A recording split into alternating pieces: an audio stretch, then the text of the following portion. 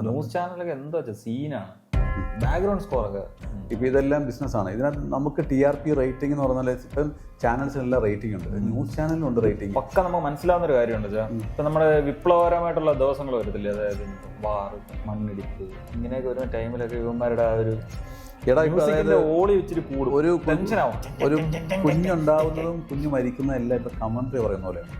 എന്നാ ലോറി അടിയിൽപ്പെട്ട ഒരു സമയമുണ്ടല്ലോ, മണ്ണിൻ്റെ അടിയിൽപ്പെട്ട, നമ്മൾ കേരളത്തിലുള്ള എല്ലാവരും ടിവിയുടെ ഫ്രണ്ടിൽ അർജുൻ്റെ ഇവന്മാരിത് സംഭവം സംസാരിക്കുന്നതെന്ന് പറഞ്ഞാൽ ഇപ്പൊ കിട്ടും. മറ്റേ കരസേന വന്നു, സ്കൂബ ഡൈവ് വന്നു, എൻ്റെ ഇത് ഞാൻ പറഞ്ഞില്ല, ഇത് വെറുതെ മാർക്കറൊക്കെ വെച്ച് മാർക്ക് ചെയ്യുന്നു പരിപാടി. ഇത് ഞാൻ വീട്ടിൽ എൻ്റെ പപ്പയൊക്കെ സാധാരണക്കാരൻ, എൻ്റെ അടുത്ത് ഞാൻ ഒരു ചാനൽ ഇങ്ങനെ ഇട്ടപ്പോൾ അതിട്ടിരുത്ത് ടെൻഷനാവുന്നു.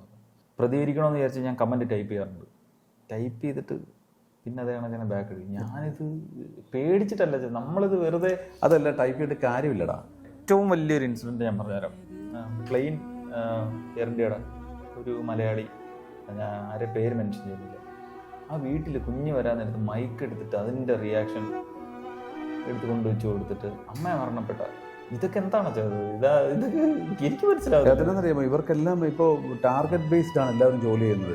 പുതിയ കണ്ടന്റുകൾ ഉണ്ടാക്കിയെടുക്കണം, ആളുകളിലേക്ക് എന്ത് കൊടുത്താലും ഒരു പുതുമ. ഇതൊക്കെ മടുക്കും. അത് കണ്ട ചാടി അതിലേക്ക് വീഴുന്ന ആളുകളുണ്ട്. നെഗറ്റിവിറ്റിയാണ് കൂടുതലും മാർക്കറ്റ് ചെയ്യുന്നത്.